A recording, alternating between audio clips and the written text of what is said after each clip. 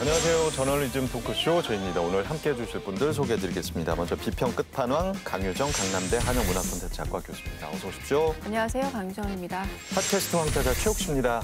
네, 온라인 커뮤니티에서 적지 않은 사랑을 받고 있는 최욱입니다. 타협 없는 언론 저격수지요. 임재원 변호사입니다. 안녕하세요. 임재원입니다. 자, 그리고 지난주에 이어서 서강대 언론문화연구소 홍성일 연구원 나오셨습니다. 어서 오세요. 네, 안녕하세요. 네.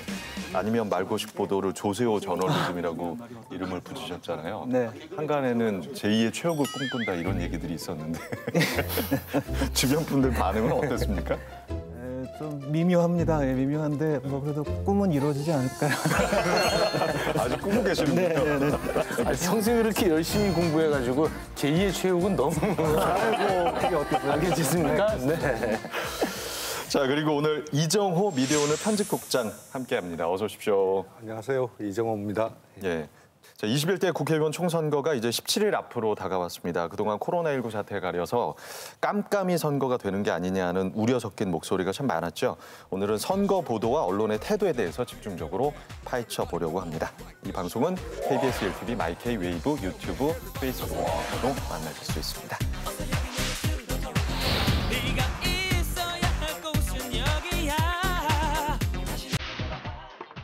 박근혜 대통령이 오늘 아침 박근혜 대통령의 쉽게 올 수 있으리라고 생각한 길이었는데 멀게 돌아왔습니다. 한 환경을 보전하기 위해서 고맙습니다. 문재인 대통령은 그 정치 문화를 바꿔내겠다. 대통령님 혹시 베트남 빨을 뗀 바 있습니까? 고양이 목에 방울을 달아보고 싶습니다. 네, 유판 위에 영웅으로만처럼 비 오는 날에는 소시지빵과 저도 매일 출근길 아침에 국민의 희망이 되겠습니다. 지금 더불어민주당 공산당인 거죠. 굉장히 위험한 겁니다. 문재인 정권의 독주와 오만을 심판하는 자.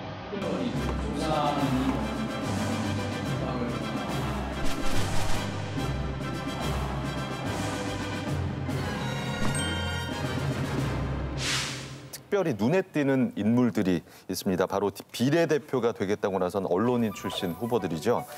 더불어시민당에는 정필모 KBS 전 부사장이 이름을 올렸고요. 미래한국당에는 조수진 전 동아일보 논설위원, 신동호 전 MBC 아나운서, 또 열린민주당에는 한겨레 기자 출신이죠. 김의겸 전 청와대 대변인이 후보로 출마를 했습니다. 어떻게들 보셨습니까?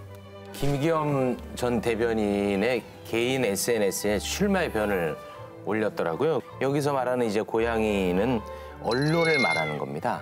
근데 그냥 언론이 아니라 사회 분열과 갈등을 증폭시키는 언론. 그러니까 뭔가 언론 개혁에 앞장서겠다 그런 의지로 보이더라고요.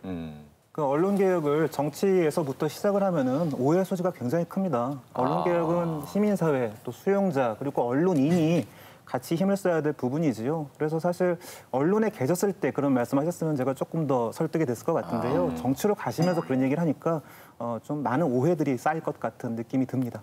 이분들 외에도 공천을 신청한 언론계 출신 인사들이 굉장히 좀 많았거든요. 예, 좀 소개해 주신다면요. 한 100여 명 정도 되는 것 같아요. 와, 꽤 많군요. 근데 그대 1, 2당은 적은 정당들은 이제 숫자를 뺐는데도 한 60명 정도 나왔습니다. 근데 뭐 이분들이 다 공천을 받은 건 아니고요.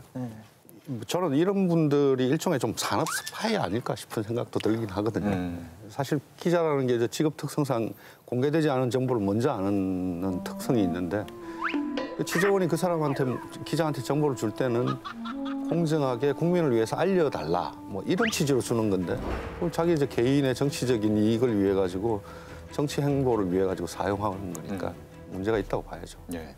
그 강원대학교 김세윤 교수가 2017년도에 한국 폴리널리스트의 특성과 변화라는 논문을 써가지고 굉장히 큰 화제가 되었었거든요. 거기에서 폴리널리스트란 말이 나오죠. 그러니까 폴리티션, 정치가와 저널리스트의 합성어일 것 같아요. 네, 이게 대단히 한국적인 현상이라는 거예요. 여러 가지 맥락들이 있는데 우리의 유교 문화에서 이제 글 쓰는 사람들을 지식인으로 우대했던 그런 문화들이 초기에 있었고 그래서 재헌국회라든지 이럴 때 대거 언론이 들어갔었고 군부 독재 시대 때는 언론을 통제하다 보니까 일종의 당근이었던 거죠. 거기서 좀 똘똘한 친구들을 이렇게 쏙 빼와가지고 언론을 길들이는 이런 것들이 어떤 정치와 언론 사이에서의 어떤 긴밀한 관계를 맺어주는 한 모습이라고 할 수 있겠고요.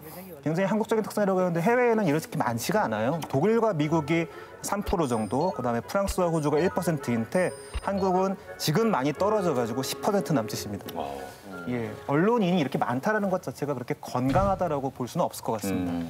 근데 당근이라는 표현을 쓰셨는데 언론인 개인으로서는 본인의 욕망으로 정치계에 입문할 수도 있겠습니다만 정당 차원에서는 어떤 유리한 점이 있는 거죠? 일단은 정당에서 국회의원을 데려가면은 네. 국회의원을 통해서 언론과 대화할 수 있는 협상 테이블이 열리죠. 언론하고 자기가 어떤 아젠다라든지 의제라든지 이런 것들을 그 국회의원을 새로 이제 들어온 국회의원을 통해서 언론사에게 전해줄 수 있고 언론사 역시도 이 국회의원을 통해서 먼저 이야기를 들을 수가 있는 거죠. 다음에 이런 이슈가 나온대, 이런 법안이 나온대라는 것들을 먼저 이제 가져와가지고 단독과 특종을 할 수 있는 그런 관계가 형성이 되고요. 계속해서 일종의 우군이 되는 거죠. 여론전을 할 때도.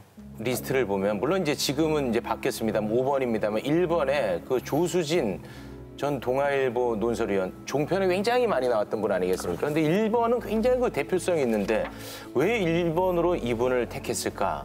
좀 궁금했는데 거기와 비슷한 맥락이라고 보면 될까요? 그러니까 공병호 공천위원장이 뭐라고 그랬냐면 싸울 수 있는 사람을 찾았다라는 표현을 썼어요. 이거는 굉장히 여러 가지로 고백적인데 왜냐하면 현재 언론인의 그 위치 자체가 정파성과 당파성을 가진 채로 얼마나 독한 말을 내뱉어서 당파성을 강화하고 팬덤을 만들어 가느냐를 중요시한다라는 거. 그러니까 전문직이라는 걸 굉장히 여기서 폄훼되고 있는 것을 스스로 인정한 거고요. 두 번째 뭐냐면 그게 국회의원의 자격이면 국회가 싸움터란 얘기입니다. 외국에서 그 언론인 출신 중에 가장 출세한 언론인 중에 한 명이 제가 알기로는 보리스 존슨을 알고 있어요.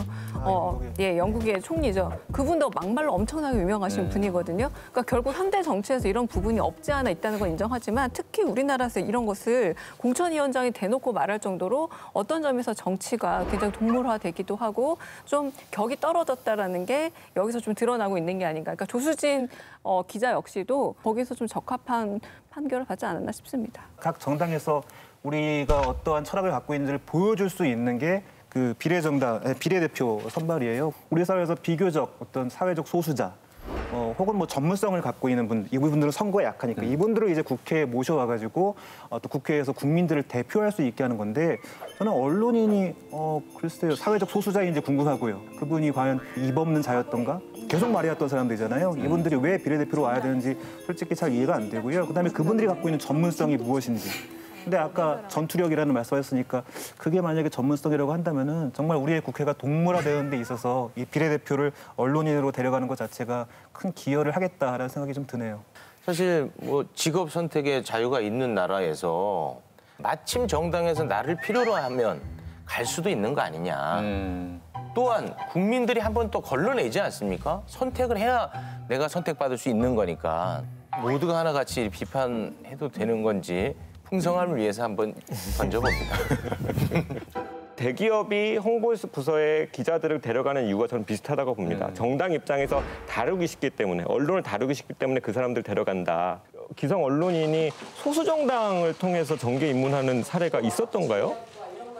잘 없었던 것 같아요. 왜 굳이 그 당으로만 가느냐. 저는 정치 권력을 갖고 싶어서 간다라는 그 비판으로부터 자유로울 수 없는 선택이죠, 결코. 그다음에 심지어 비례대표로 간다라는 것은 그렇게 우려가 있을 수밖에 없고 문제제기가 있을 수밖에 없는 그 길을 심지어 쉽게 가겠다. 그런 거잖아요. 지역구 경쟁조차 하기 싫다. 당연히 비판받아야 될 요소들이 너무 많다라는 생각이 듭니다. 요즘 아무튼 사회적 거리두기를 지켜야 되는 시기인데 이 언론은 이 정치적 거리두기 좀 해야 될 것 같네요. 후배 언론인들은 실제 이 사안을 어떻게 좀 바라보고 있는지 저희가 취재를 했습니다. 영상 보시죠.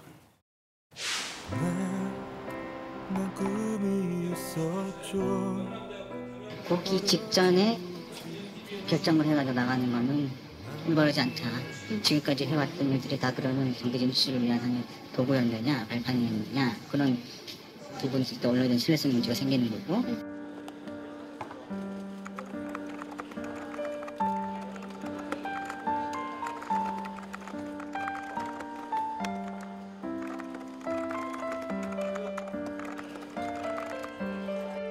의사 뭐 기자로서 썼던 뭐 칼럼에서 썼던 어떤 그런 방향이라든 가치가 있을 거 아니에요. 그런 거랑 이후에 자기가 이제 보여주는 어떤 뭐 정치적인 행보라는 게 좀 일치를 했으면 좋겠고. 시사 프로그램 진행자나 아니면 정치 분야 취재 제작 담당자들은 직을 내려놓은 지 6개월 이내에는 정당 선거에 출마할 수 없다라고 규정을 하고 있는데, 물론 이 윤리 규정을 있는 그대로 적용하면은 정필모 전 부사장에는 적용이 되지가 않는 거죠. 그런데 이런 윤리 규정이 왜 있어야 되는가를 고민해 보면은 결국에는 KBS가 공영방송으로서 어떤 독립성과 신뢰성을 시청자들한테 줄 수 있는 그런 어떤 장치로서 마련이 된 거거든요. 자, 특히 정필모 후보의 경우에는 불과 한 달 전까지만 해도 KBS 부사장이었다는 점에서 논란이 됐는데, 뭐 영상도 보셨고 어떻게 좀 생각하십니까? 저도 실제로 뭐 KBS 다니면서 가끔 뵙던 분입니다. 그래서 지금 이 자리에서 제가 인간인지라 비판하는데 좀 주저하게 되는 거예요. 좀 문제는 바로 여기 있다고 생각합니다. 이분이 언제 이제 거기를 가려고 마음을 먹었을지 모르겠습니다만, 가려고 마음을 먹었다면 현직에 있을 때 가고자 하는 당의 비판적 목소리를 잘 낼 수 있었을까요? 이런 의심을 충분히 할 수 있다는 거죠. 저는 사실은 그런 선택을 하는 분들한테 간절히 바라는 모습이 좀 있는 게 어떤 거냐면, 첫째는 부끄러워했으면 좋겠다라는 게 있어요. 그러니까 그 전에 현장에서 동료들, 선후배들이랑 언론과 권력은 거리를 두어야 한다. 우리는 권력을 감시하는 것이지 그 안으로 들어가려 해서는 안 된다라는 원칙적인 이야기를 했던 동료들이 있잖아요. 그런데 그 가치에 위배되는 행동을 하면서 부끄러워하지도 않고 심지어 정당화해버리면 그 가치 자체가 훼손되잖아요. 가치는 남게, 무엇이 옳다라는 것은 남게 부끄러워하면서 갔으면 좋겠다가 하나가 있고, 두 번째는 미안했으면 가면 좋겠어요. 왜냐하면 신뢰가 훼손되는 거는 분명해요. 그러니까 이 자리에서 언론인으로서 권력 감시했던, 권력 비판했던 그 내용이 신뢰가 훼손됩니다. 근데 그 자리에서 그거를 계속 해야 되는 동료들, 후배들이 있잖아요. 남아있는 동료와 후배들, 선배들이 그 사람들한테 미안해는 좀 했으면 좋겠다라는 생각이 있습니다. 이분이 그 부사장이었을 때는 우리 이상우 아나운서가 굉장히 고개를 조아리었거든요. 근데 지금 이제 비판하라고 싹 판을 깔아주네요. 네. 이런 분위기가 좀 더 많아져야. 조아리지 않았습니다. 말씀을 함부로 하시면 안 돼요. 네. 사실 제가 좀 조아리였습니다. 미안합니다. 네. 근데 이런 이제 비판의 분위기가 좀 조성이 된다면 앞으로는 갈 때 좀 더 주저하게 되지 않을까 하는 마음은 좀 드네요. 교수 출신들이 정계 진출할 때 뭐 논문부터 시작해서 굉장히 여러 가지 좀 검증을 하잖아요. 왜 기자분들은 소속 언론사만 확인되면 되는 것 같아요. 어느 소속사인 언론인이다. 그것만 강조되고 어떤 기사를 썼는지, 그리고 어떤 지점이다. 칼럼을 썼는지, 어떤 사설을 썼는지 좀 더 검증을 좀 더 투명하게 하면 아마 언론인들이 진출할 때 좀 더 이런 어떤 그런 색안경들을 좀 더 벗을 수 있지 않을까. 근데 지금 제가 보기에는 어떤 언론사 출신이라는 것만 굉장히 브랜드로, 배지로 달고 정치계로 이직을 하는 것이 아닌가. 이게 좀 문제 아닌가 싶습니다. 근데 그 괜한 오해를 낳지 않기 위해서라도 이 언론인들의 정계 입문 이거 제도적으로 좀 제한을 둘 수는 없는 겁니까? 각각의 언론사들이 자기의 내규는 있어요. 아, 그렇습니까? KBS 같은 경우에도 내규가 있고요. 한겨레도 내규가 있습니다. 근데 강제력이 없죠. 강제력이 없죠. 아, 그 내규는 있습니다만 그거를 안 지켜도 괜찮은 거군요. 예, 어차피 나가니까. 아, 그래요? 네, 내규는 있지만. 허탈하네요. 예. 그러니까 이게 사실 뭐 직업 선택의 자유나 피선거권 차별 문제 이런 것들이 나오기 때문에 사실 법률로 강제하기는 어려울 거고 네. 그 대중의 시각도 좀 제고해 볼 필요가 있겠다. 뭐냐면 언론과 정치의 관계를 굉장히 가깝게 보는 시각이 있어요. 익숙해진 거예요, 우리가. 사실은 언론이 정치로 가는 건 원칙적으로는 문제가 있다. 원칙적으로는 옳지 않다라는 점을 좀 분명하게 세울 필요가 있을 것 같아요. 네. 이번 총선은 준연동형 비례대표제가 최초로 도입된 선거죠. 하지만 소수 정당의 의석수를 늘리겠다는 당초 취지와는 달리 여야 모두 이른바 비례위성정당, 비례연합정당을 세우거나 참여해서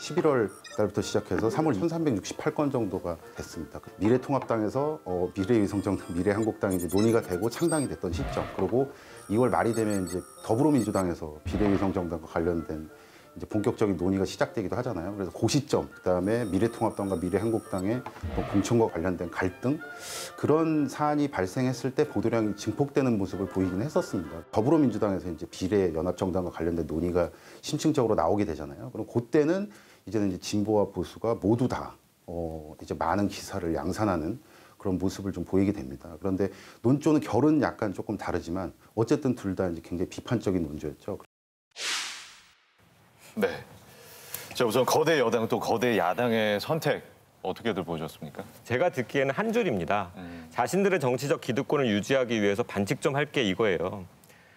그래서 저는 위성정당이 일단은 위선정당이에요. 그들이 말하는 지금 하고자 하는 반칙이 다른 룰을 위반하는 게 아니라 헌법 위반이라는 거예요. 헌법상 정당은 너무도 중요해서 헌법재판소가 그 정당에 대해서 말하기를 정당은 상당한 기간 또는 계속해서 상당한 지역에서 국민의 정치적 의사 형성에 참여해야 한다라고 했습니다. 그런데 지금 말하는 그 위성정당은 어떻습니까? 한시적으로 기존 거대 정당의 의원수 확보를 위한 수단적인 도구적인 그 집단일 뿐입니다.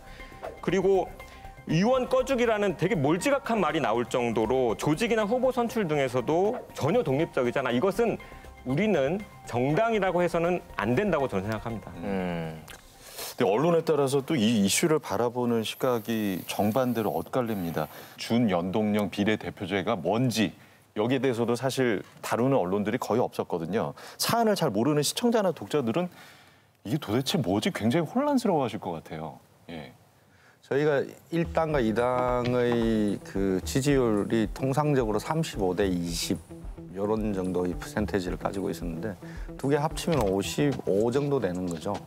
근데 총선을 치르고 나면은 140대 120석 정도를 가져갔단 말입니다. 이러다 보니까 85% 정도의 국회 의석을 차지해 버리는 거죠. 55% 지지율 가지고. 이걸 좀 하지 말고 3당, 4당, 5당에게도 일정 정도 주자.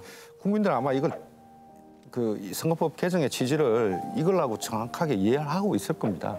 근데 지금 이제 벌어지는 비례위성 정당의 양당의 이제 거대 정당의 논리로 보면은 여전히 우리는 140대 120으로 먹겠다. 이거 외에는 뭐 크게 차이가 없다고 보거든요. 그래서 아마 국민들이 감동하지 않는 것 같고 이번 선거에 대해서 철저하게 외면하고 있는 거라고 보여지거든요. 지금 제가 보고 있는 거는 중앙일보의 김승현의 시선이라는 글인데요. 바늘도둑 야당, 소도둑 여당이라는 글입니다. 그러니까 이 글을 쭉 읽어보면 일종의 심판자 역할을 하고 있어요. 그래서 야당도 바늘도둑이고 여당도 소도둑이다라는 일종의 양비론, 양시론으로 가고 있죠. 결국은 마지막에 뭐냐면 굉장히 중도층이라던가 혹은 스윙 보터들, 그러니까 부동층이라 할 수 있는 사람들에게 오히려 정치 혐오로 불러일으킬 수 있는 양쪽 다 나쁘다라는 얘기다라는 겁니다. 이게 뭐냐면 오히려 정파적이고 한편으로는 당파적인 글도 위험하지만 이런 식으로 혐오를 일으킬 수 있는 마치 세계 경찰 같은 역할을 하는 언론의 역할이 과연 언론의 역할을 할 수 있는가. 듣도 보도 못한 기본소득당, 시대전환, 가자환경당, 가자평화인권당 등이라고 얘기하면서 소수정당을 노골적으로 무시하고 있어요. 이건 결국은 이 글에서도 야당, 여당이라고 딱 두 당만 얘기하고 있는 겁니다. 다양한 다당 체제로 가고 싶어 하는 이 선거법 취지를 일단 무시하고 있는 글이라는 생각이 든다라는 겁니다. 자, 3월 16일자 중앙일보 오피니언도 한번 좀 살펴보겠습니다. 미스터 트롯의 투표 사고와 민주당 당원들의 비례연합정당 찬반 투표를 비교를 했습니다. 민주당의 당원 투표는 기술적 오류 없이 완벽해 보였다. 속전속결 일사불란하게 짜놓은 각본대로 움직인 듯했다. 속칭 친문이 결론을 좌우했다는 분석이 나온다면서 미스터 트롯은 대형 사고에도 여전히 큰 감동을 주었지만 민주당은 완벽 투표에도 역시나 큰 실망을 안겼다고 적고 있습니다. 국민은 바이러스 유포자가 아닌 백신 같은 정치를 갈망한다고 마무리를 했어요. 이 기사도 보셨죠? 네, 이거 정말 문제적인 기사입니다. 이런 어떤 비극적인 상황에서 바이러스 유포자라는 은유를 사용하면 안 되죠. 언론이 공감 능력이 좀 현격하게 떨어진다는 걸 보여준 한 예일 것 같습니다. 이러한 어떤 네거티브 같은 선전선동이 아니라 뭐 지금 비례형 연동제가 연동형 비례제가 왜 필요한지에 대한 가치 이야기를 해야죠. 우리가 왜 필요했고 입법 취지는 뭐였고. 근데 거기에 대한 기사 가치가 없다라고 판단하는 것 자체가 좀 굉장히 문제적이라고 생각합니다. 그 노회찬 의원의 유지가 연동형 비례대표제였습니다. 그리고 그 당시에 왔던 많은 장례식에 왔던 국민들도 그 취지에 아마 공감을 했을 거라고 생각합니다. 국민 여러분께서, 유권자 여러분께서도 거기에 대한 관심이 있을 텐데 바로 그와 같은 연동형 비례대표제에 대해서 이야기를 하고 지금 왜 이게 우리 시점에서 필요한지에 대해서 해도 지면이 모자를 판에 지금 그냥 잘 안 되고 있다, 뭐 조작이다, 뭐 미스톡과 비교하고 있다. 이게 자체가 일종의 지면 낭비고요. 생산적인 비판을 언론이 좀 해줬으면 좋겠습니다. 무엇보다 이렇게 정치와 쇼를 연결시키는, 그리고 선거와 쇼를 연결시키고 있다는 이 동일시 현상을 너무나 자의식 없이 여기서 재현하고 있다는 것도 저는 기자로서의 문제라고 보여집니다. 어떻게 한 명의 가수를 뽑는 것도 소중한 행위이긴 하지만 한 명의 우리의 대의 정치로서의 국회의원을 뽑는 것과 이렇게 동일시함으로써 같은 투표라고 얘기할 수 있는지 그런 비유의 어떤 근간도 좀 상당히 좀 의아하고요. 무엇보다 여기서는 취사 선택해서 국민을 부르고 있어요. 여기서 말하고 있는 국민이 누구를 얘기하는 건지 아마 마지막 구절입니다. 미스터 트롯과 민주당을 바라보는 국민의 시선은 극과 극으로 엇갈린다라고 하는 이 국민도 역시 언제나 보수 언론에서 자주 활용하는 정말 자의적으로 선택된 국민이란 거고, 여기에 또 진중권 전 동양대 교수의 말까지 인용이 돼 있어요. 거의 비슷한 패턴으로 쓰여지고 있는 보수 언론의 어떤 형태 중에 하나인데 이렇게 자의적으로 선택하고 있는 많은 얘기들을 통해서 결국은 제가 보기에는 미스터 트롯에 대한 어떤 리뷰인데 정치 리뷰로 문화면으로 가야 될 게 잘못 실린 기사가 아닌가라는 게 제 결론입니다. 네, 그 방금 말씀하신 대로 제가 이제 소소한 발견을 했는데 중앙일보를 비롯해서 많은 보수 언론이 세상의 모든 문제의 해답을 요즘 진중권 씨로부터 찾고 있어요. 네. 뭐 이런저런 논란이 있으면 진중권 씨의 말을 따다가 자, 이제 이렇게 해결됐습니다. 이렇게 세상의 모든 해답을 여기서 찾고 있다는 거 아주 흥미로운 지점입니다. 자, 이 비례 위성 정당과 관련한 보도 중에서 가장 좀 문제가 심각하다고 본 보도들이 있다면 어떤 게 있는지 좀 소개해 주세요. 예, 홍 박사님. 네, 제가 꼽은 건 조선 2월 29일자 정의민생당 달면 삼키고 쓰면 뱉는 이어 기회주의 행태라는 기사인데요. 저희 언론학에서는 그 저널리즘을 평가할 때, 뉴스를 평가할 때 1차 정의자라는 말을 쓰거든요. 그러니까 사태를 누가 정의하느냐.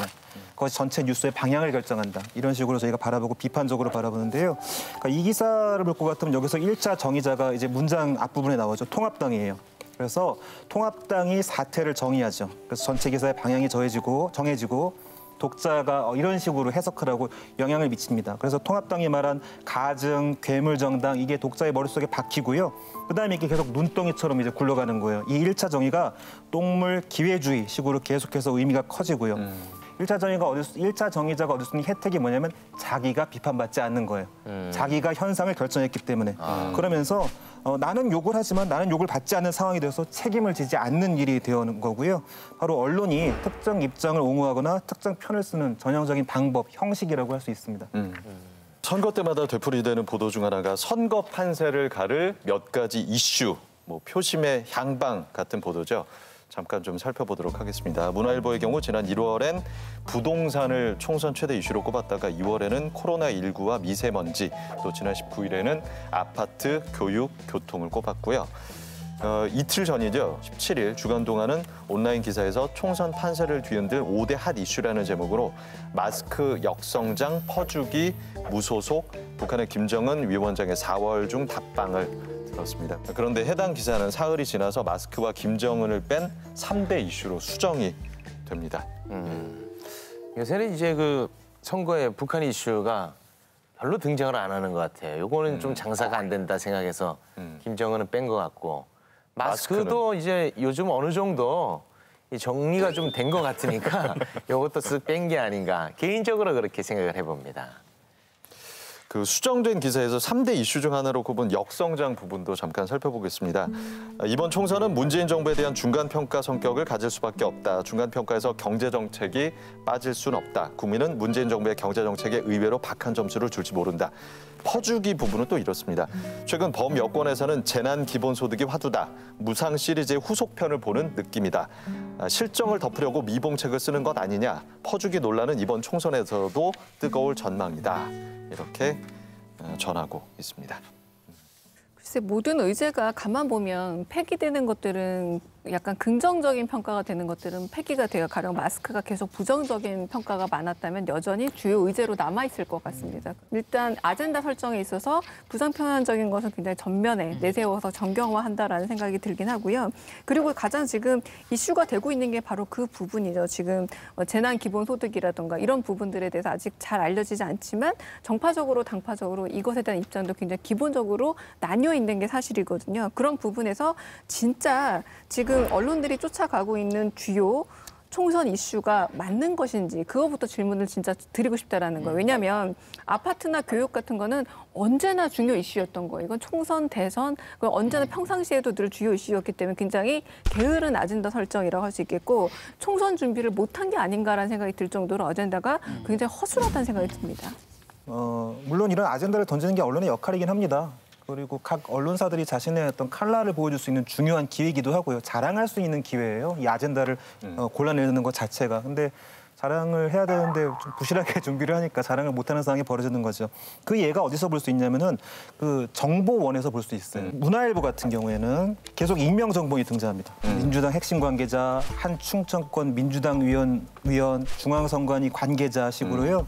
그 굉장히 누구인지 뚜렷하지 않은 정보원들이 등장해가지고 이러저러한 것들을 이제 아젠다로 끌고 가고 있으니까 기사의 신뢰도가 되게 낮죠. 이게 한국 언론의 고질적인 문제라고 합니다. 공영방송 TV 뉴스의 익명 취재원 이용이란 논문이 있는데요. 영국 BBC와 한국의 KBS에서 익명 취재원이 얼마나 많이 나오는 걸 비교한 거예요. 근데 놀랍게도 한국의 KBS가 3배나 많다고 합니다. BBC보다. 그리고 이것은 비교적 신문보다 적은 숫자입니다. 이런 식으로 마이크를 들이대는 사람들 우리가 독자들이 알 수가 없을 정도로 익명들이 등장하다 보니까 그 언론사가 뽑아낸 이 아젠다에도 이렇게 신뢰가 가지 않는 거죠. 한국일보 같은 경우에는 그게 조금 위험스러웠는지 또 새로운 접근법을 보여줬는데요. 자기가 아젠다를 고르고 이게 괜찮은지 국민들한테 물어봐요. 근데 저는 앞뒤가 바뀐 것 같아요. 원인과 결과가 바뀐 것 같아요. 독자들에게 먼저 물어보고 이걸 아젠다로 수집했어야죠. 네. 이 사실 총선 의제가 없는 선거라 하지만 이미 총선 의제는 몇 가지는 있는 거나 마찬가지지 않습니까? 코로나19는 부인할 수 없는 총선 의제가 되어 있는 거죠. 각 당이 코로나19 사태로 인해 가지고 그 이후의 대응을 어떻게 할 것인지. 예를 들면 뭐 공공의료 지출은 어떻게 할 것인지, 광역별 공공병원이 없는 지금 시도도 있거든요. 그런 것들을 어떻게 확보하겠다든지 뭐 이런 것들 충분히 총선 공약으로 될 수 있고 그걸 의제화시킬 수 있는데 관심은 그렇게 가 있지는 않는 것 같더라고요. 저는 그 거대 양당의 싸움 속에서 한쪽 편을 일정하게 편들려고 하는 정파 저널리즘이 다 모든 의제들을 매몰시키고 있다고 보거든요. 그게 다 빨려 들어가니까 어느 쪽에 편을 들어야 되는데 공공의료 지출을 어떻게 할 것인지 뭐 이런 거는 어느 쪽으로 편드는 게 아닌 의제가 되는 거죠. 이분들이 정말 국민을 위한 의제 개발을 총선 의제 개발을 하고 있는 건지 진지하게 고민한다면 그런 게 지금 코로나 의제로도 충분히 할 수 있는 게 많이 있거든요.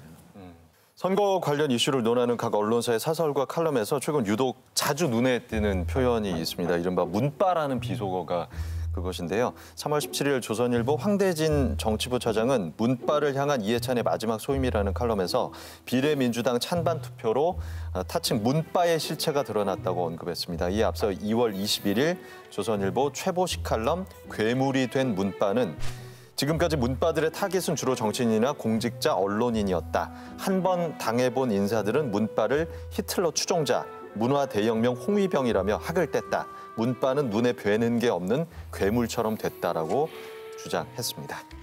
어떻게들 보셨습니까? 이 문빠라는 걸 그냥 귀에 걸면 귀걸이, 코에 걸면 코걸이로 자주 사용하고 있는 것 같아요. 제가 인상적으로 봤던 거는 가령 한국일보 문빠 정치 팬덤의 저주라고 해서 김남국 변호사와 그리고 금태섭 현 의원의 그런 경선 과정을 얘기하면서 문빠 정치 팬덤의 저주라고 얘기를 했어요. 그런데 실제로 여기 경선에서 결국 지역구 후보가 되신 분은 강선호 부대변인이거든요.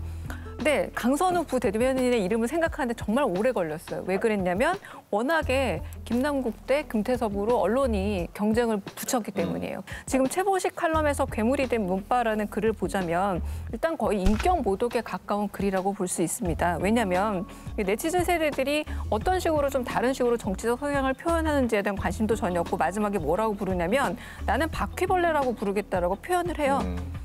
그래서 어둠 속에서 바퀴벌레들이 색감밖에 쏟아져 나와 있었던 것이다라고 하면서 이렇게 직접 연결까지 하고 있는데 거의 모독이 되고 있는 수준이라고 보여주고 집권당을 지지하고 있는 어떤 정치적인 세력들을 비난하고 있는 어떤 만능의 칼처럼 쓰고 있는 것이 아닌가라는 생각이 듭니다. 현실 정치인에 대한 과도한 팬덤이나 그 팬덤에 의존하는 정치에 대해서는 비판할 수 있다고 보는데 그 비판을 하려면 사실 분석이 있어야 되죠. 그런데 이들을 문파라면서 이건 조롱하고 있고 멸시, 비하하고 있어요.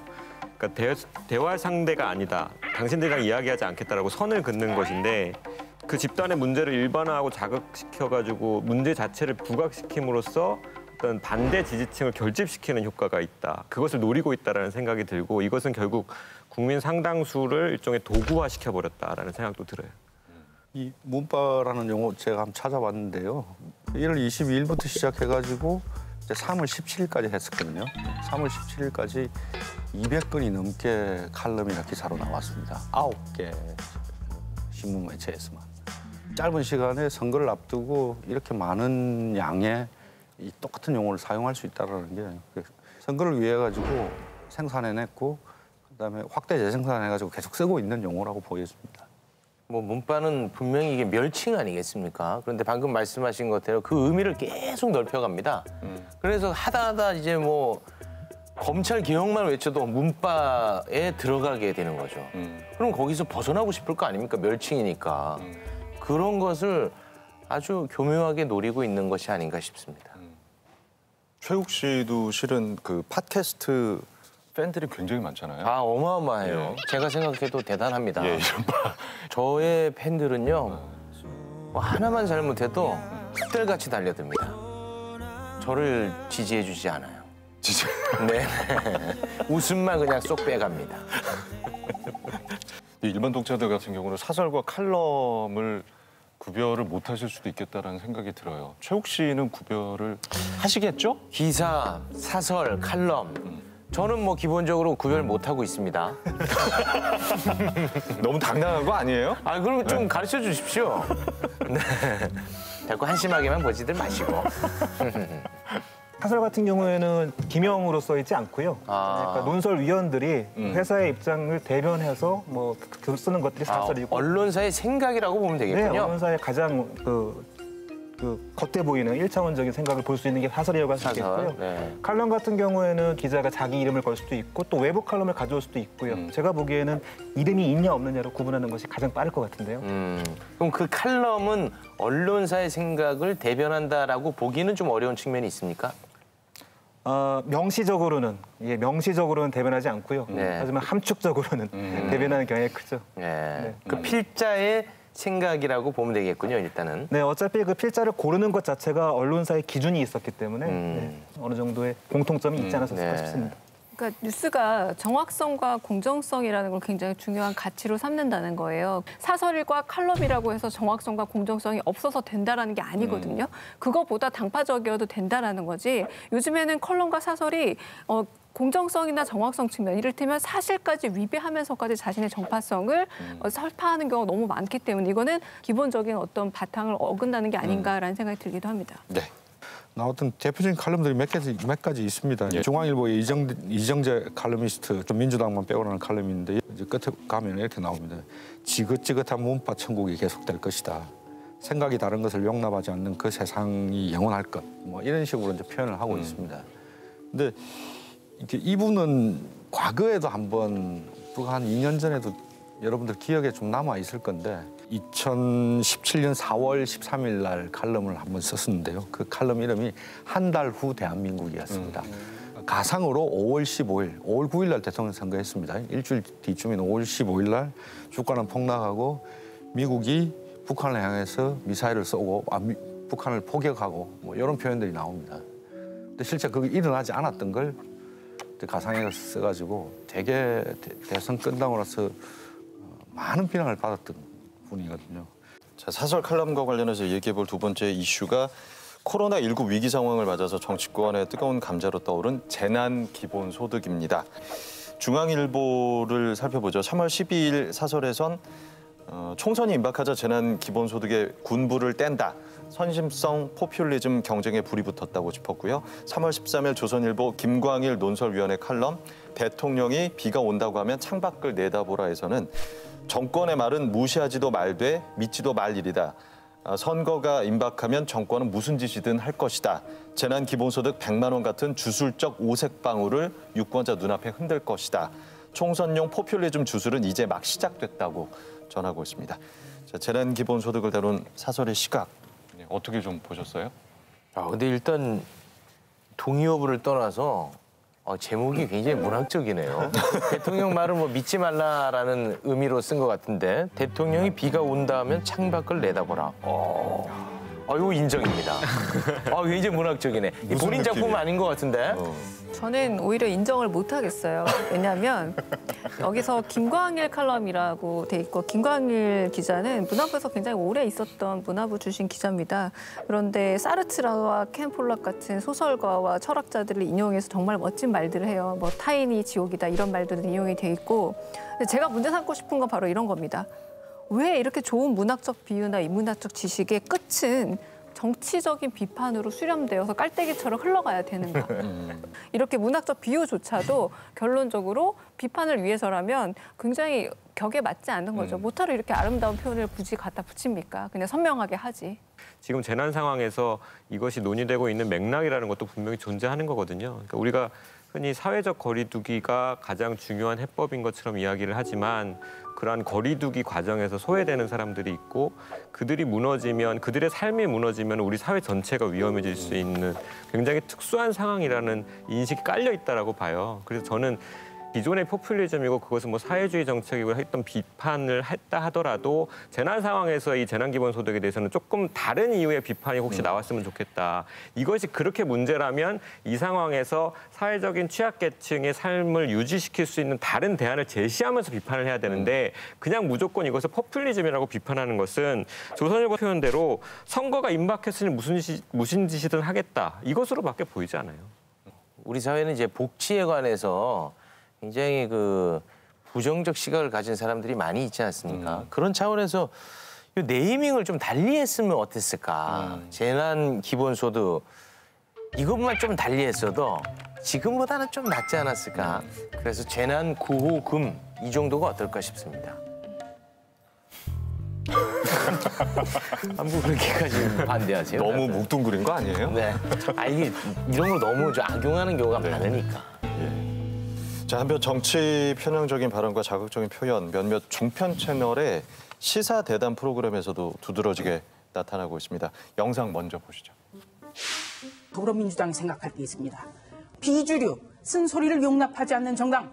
지구상에 유일하게 한 군데 있습니다. 공산당인 거죠. 대개론이 뭐예요? 머리가 깨져도 문재인 대통령. 극성 지지층. 예. 김남국 변호사의 저런 행동을 보면은 대깨조예요. 머리 깨져도 조국. 이런 거죠. 포스트 트랙 때는 일종의 4+1로다가 일종의 암고래를 해갖고 이게 통과가 된 거란 말이에요. 그런데 심상정 대표가 이제서 내다봐야 당한 걸 아는 겁니다. 자, 이제는 미래한국당 후보로 나선 분이죠. 조수진 전 동아일보 논설위원회 대깨문 발언에 대해서 선거방송심의위원회가 선거방송심의에 관한 특별 규정을 위반했다고 판단을 해서 권고 처분을 내렸습니다. 바로 그 직후에 페이북에 글을 올려가지고 이야기를 했죠. 부당하다고.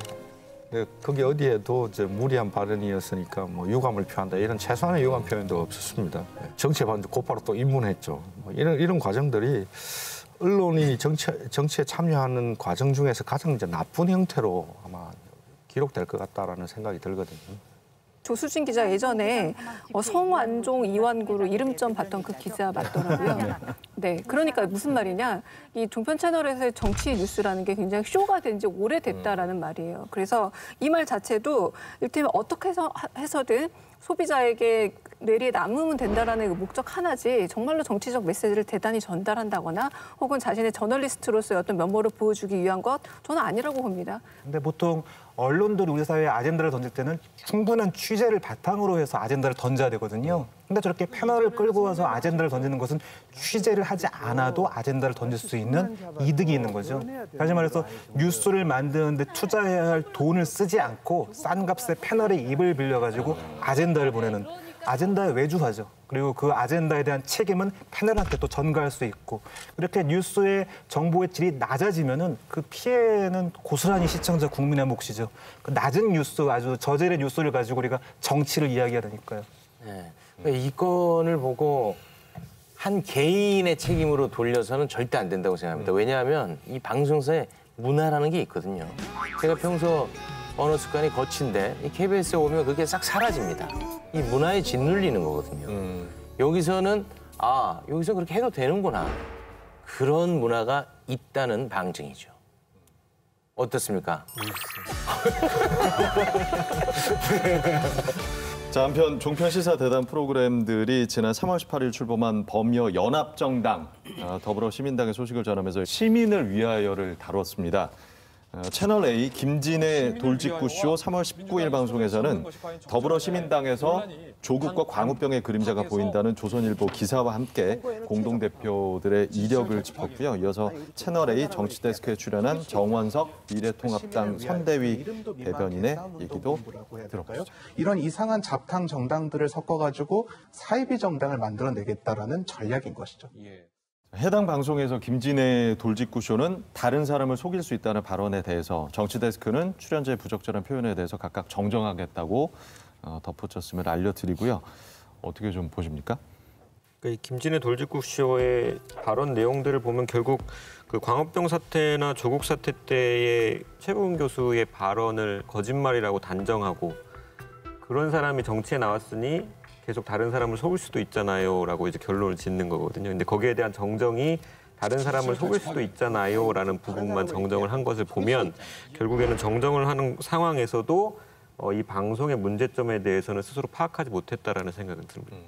네. 최욱 씨, 우리가 쇼닥터란 말 썼잖아요. 네, 쇼닥터. 이런 어떤 저널리스트들을 쇼기자라고 얘기하는 건 어떨까요? 쇼기자. 저의 승인이 필요합니까? 네. 쇼기자. 네. 승인하겠습니다. 예, 감사합니다. 하나만 더 말씀드릴게요. 지난 총선 미디어 감시연대에서 종편 3사 8개 시사 프로그램 양적 분석한 결과가 있어가지고요.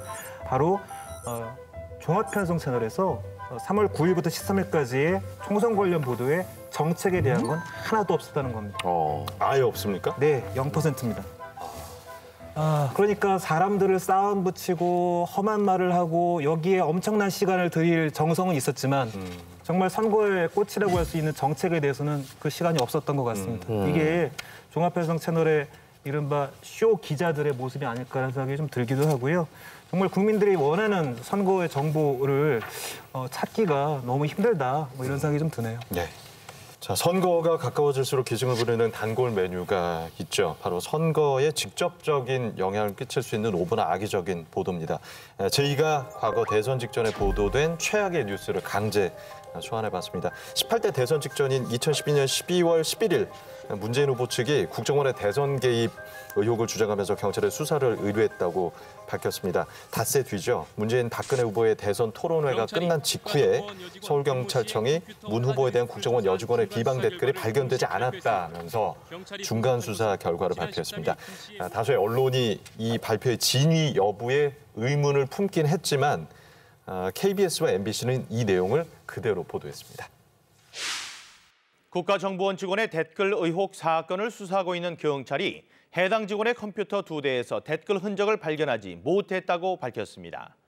국정원 여직원의 비방 댓글 의혹을 수사 중인 경찰은 해당 직원의 컴퓨터 2대에서는 댓글 흔적을 발견하지 못했다고 밝혔습니다.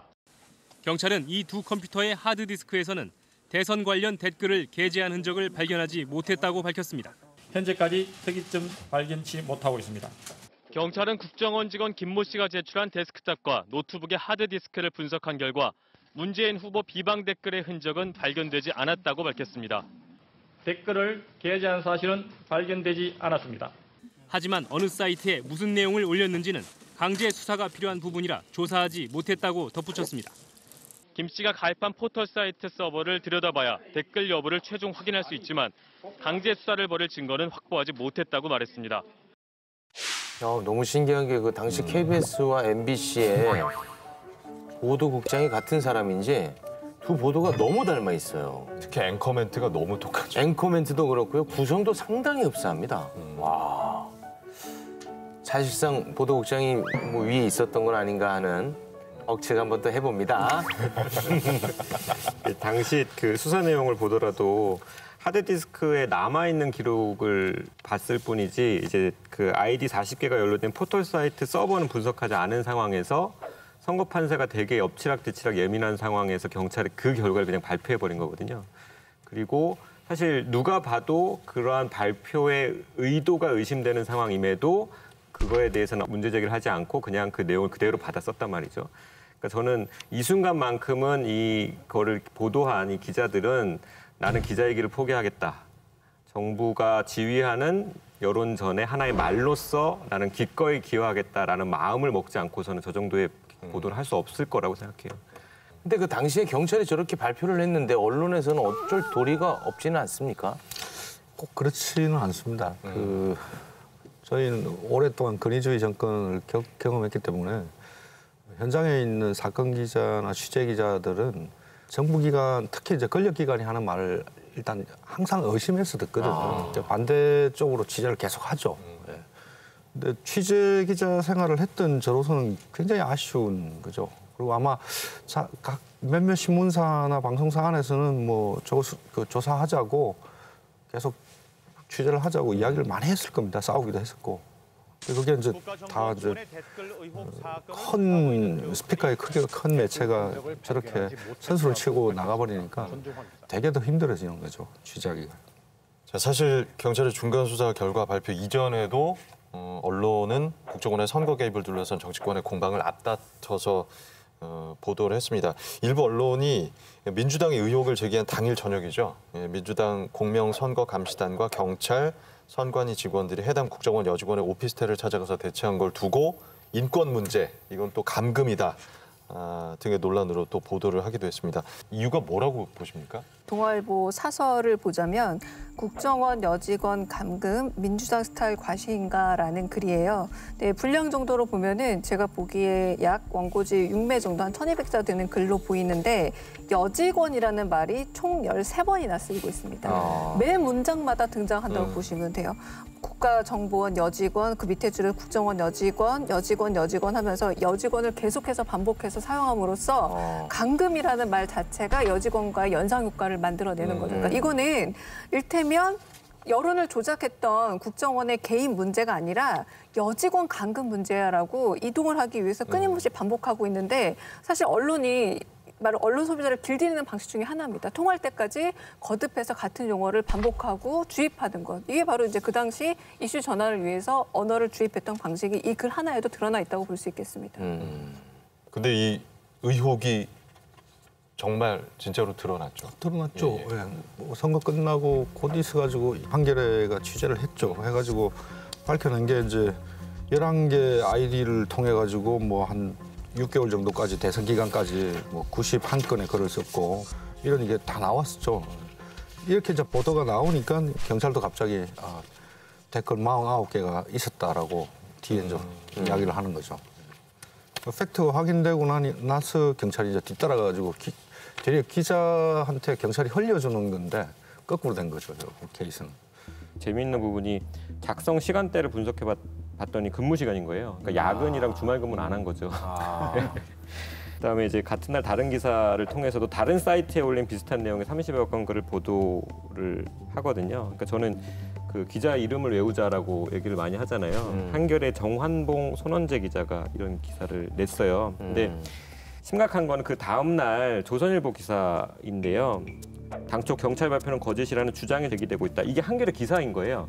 한겨레 기사 내용을 하나의 이제 의혹이 제기된 걸로 받았고 경찰서장이랑 이 국정원 김 씨의 변호인의 변명으로 기사를 채웁니다. 더 놀라운 건 이제 중앙입니다.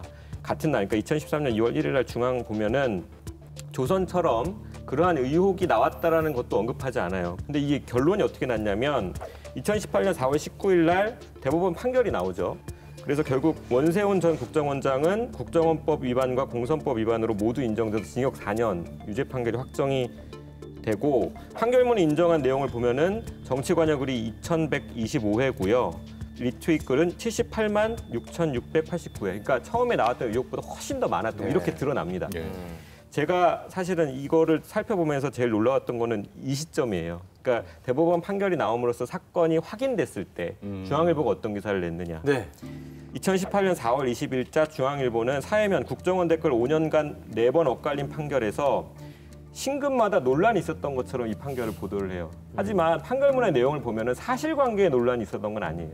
그러니까 국정원이 당시에 직원들을 동원해서 조직적으로 특정 후보나 당을 비방하는 그리고 다른 당을 이제 지지하는 그런 취지의 글들을 올렸던 것도 사실이고 그 숫자도 사실이었습니다. 하지만 그거에 대한 법리 문제, 특정 증거의 증거 능력 문제에 대해서 계속 판단이 엇갈렸던 것인데 제목 자체를 4번 엇갈린 판결이라 그래서 마치 논란이 있었던 것처럼 보도를 하고 자신이 과거에 은폐했던 거에 대해서는 싹 입을 닫고 사실관계가 드러났음에도 불구하고 그 당시에 자신이 원하고자 하는 정치적 어떤 의도를 가지고 또 끌고 간단 말이죠. 저는 이걸 보고 사실 좀 심지어 감탄을 한 게 정말 일관된 비열함이다 이런 생각이 들었어요. 부럽네요, 그런 뻔뻔함이. 사실 지금 돌이켜보면 과거에 있었던 기사들이 얼마나 부끄럽습니까. 그런데도 이 언론사들에 대한 신뢰는 과거랑 비슷한 것 같아요. 지금도 잘 나가고. 그런 게 너무 억울하네요, 진짜. 진짜로 억울한가? 억울해. 나 뭐 하나 잘못하면은 바로 은퇴거든요. 자기가 했던 것에 대한 책임을 지지 않기 때문에 계속해서 동일한 일들을 반복하는 거고요. 근데 언론의 자유, 표현의 자유도 있기 때문에 그거를 어떻게 법적으로 명확하게 하자라는 말하기도 쉽지 않습니다. 이런 상황에서 참 교과서 같은 이야기는 하지만 수용자들의 끊임없는 어떤 떠들기, 이거 문제가 있었구나, 기억하기, 그다음에 기록하기 이런 일들이 굉장히 중요하다고 보여지고요. 이들의 어떤 잘못 같은 것들을 더 많이 비판해야겠다는 어떤 책임의식도 갖게 됩니다. 선거 보도가 우리 삶에 지대한 영향을 끼친다는 건 아마 다 공감하고 계실 겁니다. 총선 보도 앞으로 좀 이렇게 좀 바뀌었으면 좋겠다. 좀 짧게 좀 제언을 해주신다면요. 집 지을 때 이제 땅을 다지는 것부터 시작하듯이 약간 기초 작업부터 했으면 좋겠다라는 생각이 드는데 제가 바라는 기초 작업은 그런 거예요. 국민들한테 정치에 대한 어떤 흐뭇한 상상력을 키워주는 보도를 좀 했으면 좋겠다. 무슨 말이냐면 우리는 그런 상상력을 잘 갖지 못해요. 한 명의 선하고 능력 있는 정치인이 실제로 나의 삶을 신나게 만들고 따뜻하게 만든다라는 상상력을 잘 갖지 못합니다. 왜냐하면 그런 사례를 잘 못 봤거든요. 근데 실제 그런 사례가 없느냐? 있습니다. 많지는 않지만 분명히 있다고 저는 보거든요. 그런 것들을 자꾸 발굴해서 국민들로 하여금 정치에 대한 따뜻한 상상력을 불러일으키는 기사를 좀 해줬으면 좋겠다. 그래서 정치 혐오로부터 좀 벗어날 수 있도록 그런 작업부터 좀 해줬으면 좋겠다라는 마음이 있습니다. 자, 오늘 함께해 주신 이정호 미디어오늘 편집국장님 고맙습니다. 고맙습니다. 저널리즘 토크쇼 저희 오늘 준비한 내용은 여기까지입니다. 이 방송은 KBS 1TV, 마이케이웨이브, 유튜브, 페이스북을 통해서도 만나실 수 있습니다. 언론개혁 끝까지 함께하겠습니다. 다음 주 일요일 밤에 다시 찾아뵙겠습니다. 고맙습니다.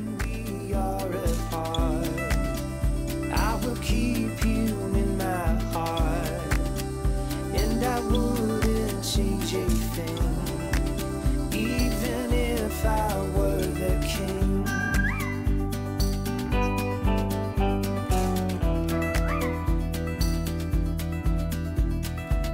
I've never known a brighter sunset, but every day I see it rise.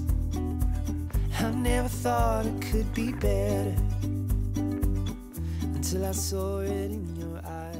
3, 2, 1.